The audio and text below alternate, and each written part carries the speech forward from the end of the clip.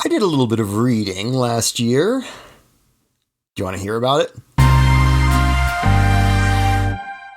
So, similar to last year, when I did a review of everything I had read in the year 2020, now I'll be doing a review of everything I read in 2021. I should be able to get the book covers up on the screen somewhere, one of these places. And this is, last year I shot for a strict 10 words or less. This year I had some trouble with some of these, so I'm more just trying to keep it snappy. Let's get started. You know what we need? Traps and backstory. You know the first half of Ocarina of Time, where you screw up and create the problem for the second half of the game? Yeah, that. Did you know cement is rocks? Fascinating. The story of death on the day the music died. This did a better job than Ratatouille at making me want food that a rodent cooked. Mom said it's my turn to be God. A pretty good story, not improved by being told backwards. Okay, don't mess with the cook. Got it.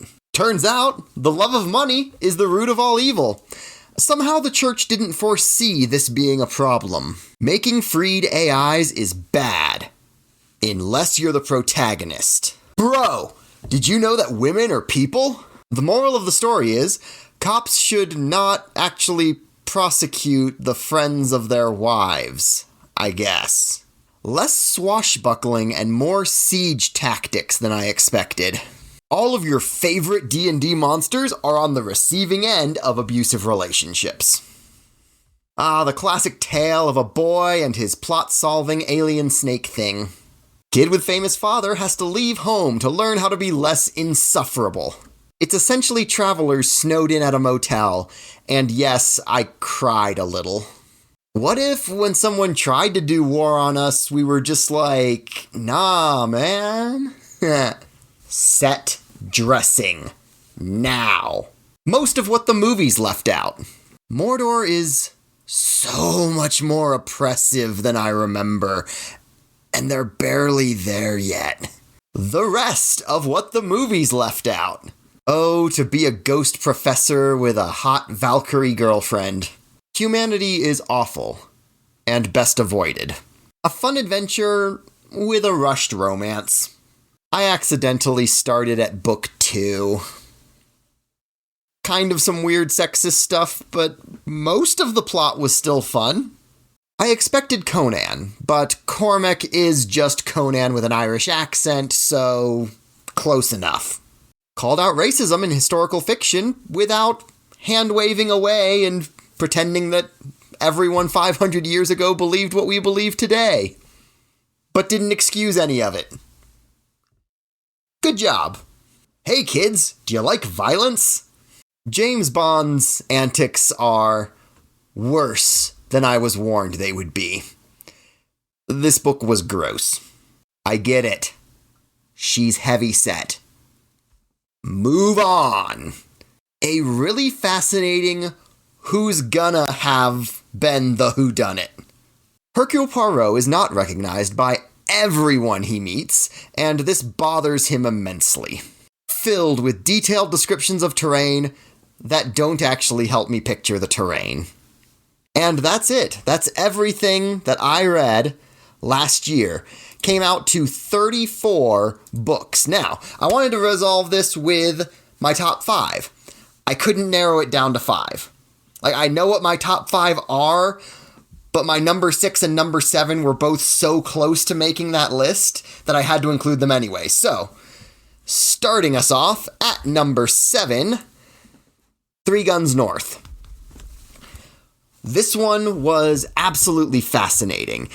It opens up by establishing this idea that everybody who is kind of a hired gun tends to take on an assumed name, right? And so you've got 2 guys who go by John Smith, and one of them who goes by Jones. But initially, and getting into the plot, you see someone hire a bounty hunter who says he's going to travel north under an assumed name. You see the Texas Rangers tell someone to take on an assumed name because they've heard word that something might be going down, And then a third guy shows up and you don't know who he's with, but you have 3 people under very obvious assumed names, and the book doesn't tell you which one is which. You don't know which guy is the Texas Ranger versus which guy is the hired hitman versus who the third guy is and what he's doing there and what's going on with him. And this was a fascinating premise for a book. Number 6. St. Peter's Fair. This one, I still think my favorite Cadfael mystery so far has been One Corpse Too Many. And I think that's the only reason this went so far down the list is just because I've read stories by this author about this character that I liked more than this one. But it still deserved to be way up my list for this year. St. Peter's Fair was super cool. Basically, the premise is the town is hurting financially, and the church essentially has exclusive rights from the crown to collect all taxes on a certain, festival day. And so there's the tension with the town, and that leads to just all of this boiling over hostility. And it creates this setting where once someone is found dead, because it's a Cadfael, it's a murder mystery. Once someone is found dead, it's really hard to pin down who is involved. And as a backdrop and a premise, just this idea of people who have these rights granted by the crown and these people who feel disenfranchised by that. And just, it's hard to pick one person out and say, you're being selfish at their expense when all of the justifications for why everyone's doing what they're doing come to light. It really does feel like everyone is seeing the problem from their own perspective. And that's really such a great way to do something that's kind of morally gray, is to not necessarily show that everyone's right, but show that based on what everyone knows, they can very easily justify their own behavior, even when that behavior puts 2 completely reasonable groups of people head-to-head against each other. Number 5. Feet of Clay. I limited it to 1 Discworld, and this was my favorite of the Discworlds that I read last year. I also read Interesting Times, Soul Music, and Masquerade. And normally I love the witches' stories. I think he was setting up... Okay, Masquerade was about the opera. It was kind of a retelling of Phantom of the Opera. But he was setting up the joke of when the fat lady sings, that's when it's over. So he has this woman who is overweight, and she joins the opera. And she is being, pursued by Granny Weatherwax and Nanny Og. He just spends a little too long jokingly establishing that, hey, she is the fat woman in the opera. Hint, hint, watch for that. It just kind of felt mean a little bit. This one is in the Guards series, which is probably my second favorite series as a whole after The Witches. Soul Music is actually in the Death series, which is way up there for me too. I just felt the ending of that one was a little more vague, and this one made more sense because it kind of paralleled ideas of artificial intelligence. And just the Guard series is so good about showing a fantasy world dealing with diversity issues that don't exist in our world, but can be seen as a vague parallel. And golems definitely filled a role in that idea too, of just this completely alien way of looking at the world as these constructed beings. There's also a subplot going on of someone poisoning Lord Ventinari, which is amazing. Probably one of my favorite weird little, hidden in plain sight type of plot points that I've seen in a mystery in a long time. Super fun. Super fun. Number 4. Mossflower. Like with Feet of Clay, I've read multiple books in this series last year. Mossflower was the one I liked better of the 2, because I read Mossflower and then I read Matameo. Matameo kind of felt like so much of a return to form to the first book, because it went Redwall, then Mossflower, then Matameo. This one's a prequel. Matameo felt like a lot of the plot points kind of got rehashed that had been in the first book. This one felt a little bit more original, and I think that's why it edged it out. And these books are just so engaging, and the enemy in this one, the female cat, was such a compelling villain. If I were to compare her to anyone, it would probably be Azula from Last Airbender. That's probably the closest parallel I can get to this, like, megalomaniac who refuses to see good tactics as anything other than accusations of them failing in their authority or something. So yeah, great villain, great plot, lots of interesting plot points coming up, and my favorite Redwall that I read this year, and my fourth favorite book that I read all year. Number 3. And I'm going to get hate for this, because people will want me to have put this one higher. I love the Lord of the Rings series. And as far as hitting me in an emotional place, I think there was only one higher book on my list that really just boom in the heart, on a similar level to what this one did. Honestly, I think the only reason this one ended up so low is because this is my third time reading it, so it didn't hit me the same way that it has on past readings.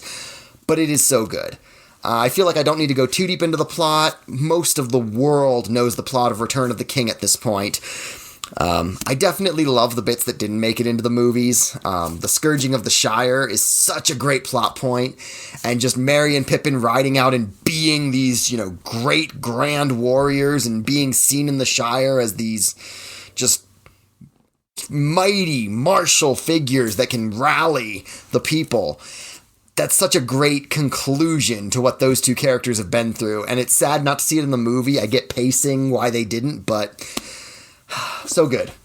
So good. Number 2. I was honestly surprised this one didn't make number 1. The Galaxy and the Ground Within. Last year, one of Becky Chambers' books, I'm pretty sure topped my list. I don't think I put anything higher than A Closed and Common Orbit.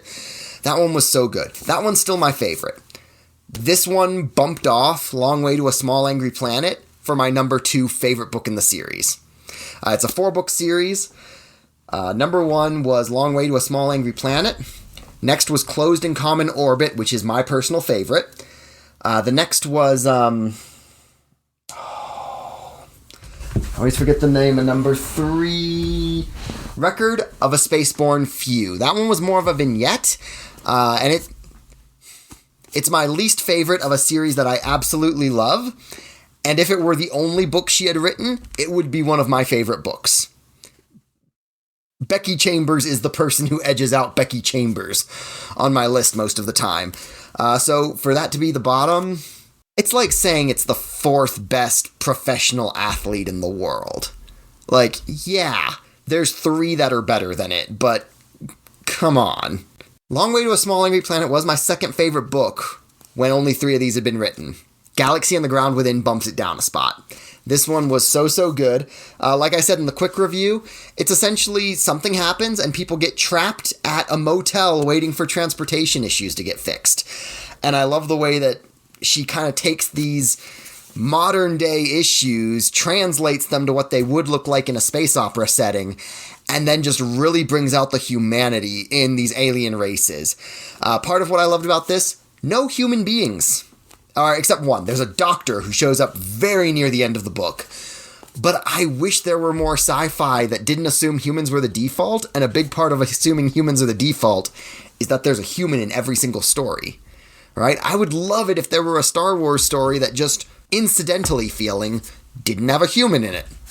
Just why? Why not? This book does that. It is all aliens in this place, and just so good. It's just despite there being no humans, it's about the very human interactions between people. And so number 2 this year, The Galaxy and the Ground Within. My number 1 book for the year.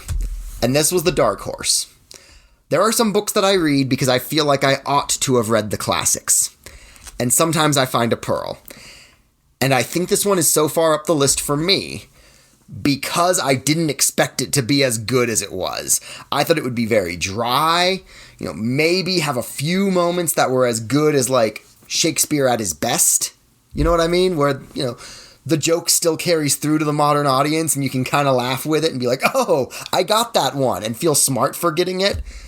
But this had genuinely funny moments, and I thought it was going to be, I thought it was going to be dry classic literature that I was reading to feel intellectual and like I had read the things that a person is supposed to read. And I had such a fun time reading Ivanhoe. It was incredible. Just how entertaining this book was. Okay, so to kind of summarize a lot of it, this book has to do with kind of the stuff that you normally hear ancillary to Robin Hood stories. And weird thing, Robin Hood's actually in here, and I wasn't expecting that. And he just kind of shows up as a weird, like, cameo and then becomes plot critical. And it's oddly compelling. But it's Prince John, it's the return of King Richard, it's all those pieces that you're used to in Robin Hood. Friar Tuck is a main character of the story.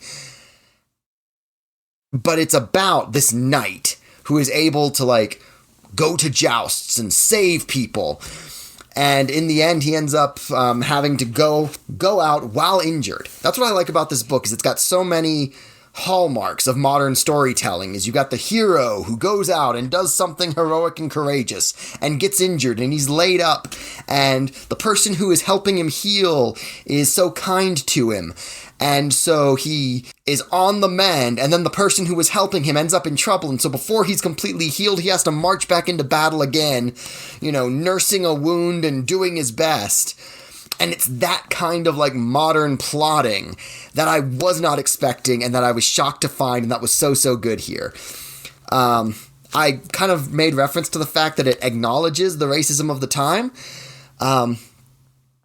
Mostly it does a really good job because it shows the conflict between Christians and Jews in England of the, I want to say 1300s, maybe 1100s. But yeah, it's showing that conflict. You know, the woman who takes care of him is Jewish, and they don't end up together because it's feudal England. Of course they don't. And they both kind of, like, she kind of is sad about the fact that that's just the world they live in, and they kind of move on, but narratively and the narrative voice kind of takes a tone of, like, yeah, here's how stupid we were about racism back then. So it, like, shows it without hand-waving it away or making modern assumptions about what the characters would do, but the narrative voice makes modern assumptions about what's right and what's wrong, and it's a really good way to do it. The one mark on that is the description of black people very near the end is not great. This was written in the 1800s, and I'm not going to repeat any of it because it's pretty offensive. It's about a paragraph. Maybe it gets cut out of abridged versions that don't abridge much more than that, 'cause it's honestly jarringly out of place for a book that, up until the last 80 pages or so, had a very, like, hey, here's people back then and how they were racist and isn't that stupid kind of tone. And then, yeah, to go into the narrative description the way they went into it in kind of an insulting tone was honestly kind of shocking. So not a perfect book by any means, but one that genuinely took me by surprise how much I enjoyed it. Your mileage may vary, but that's my list for the year. That's what I enjoyed the most. Hopefully, some of what I've talked about makes you want to pick up one of these books yourself next year. Anything that helps people read is awesome in my book. So, thank you for watching. Hope you enjoyed the video. This is not primarily a booktuber channel, but I like doing these. Hopefully I'll get to do one again next year. Just a year in review. And then move back to the art content that I really spend most of my time on this channel doing. So if you're interested in staying for the art content, please do. It'll be great to have you around. And in the meantime, I will see as many of you as are coming back for the next video. Thank you for watching. Please share the video with a friend or several friends, and let me know in the comments if there's anything you'd like to see me draw in a future video. Later, y'all!